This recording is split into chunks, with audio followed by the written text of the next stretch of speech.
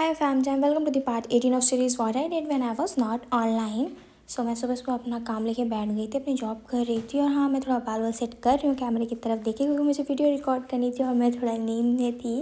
घर वालों ने सुबह सुबह नाश्ते में ब्रेड मलाई लगा के दी थी। ब्रेड मलाई तो मुझे बहुत ज़्यादा पसंद है, लेकिन चम्मच के साथ। लिटरली मैंने स्पून के साथ कभी नहीं खाया है। लेकिन उस वक्त तो मैं हंसी, लेकिन बाद में मेरे को लगा चलो ठीक है, चम्मच से ही खा लेती हूँ यार, नहीं खाऊंगी तो काम कैसे करूँगी, हाथ भी गंदे हो जाएंगे।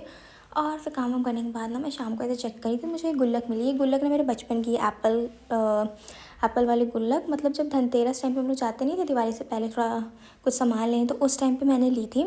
और पहले तो मैंने सोचा था मैं ऐसे पैसे इकट्ठा करूँगी, लेकिन फिर मैंने नहीं किया क्योंकि मुझे उसे फोड़ना नहीं था। और ये छोटा सा कप दिखा, ये बहुत छोटा सा कप है। एक मेरे टीचर थे, उनको ये मिला था टीचर्स डे पे, और मुझे अच्छा लगा था तो उन्होंने दे दिया था। और ये मेरे मम्मी के लहंगे, मम्मी बहुत सारे लहंगे बनाती रहती हैं, काफ़ी अच्छे अच्छे और सुंदर बनाती हैं।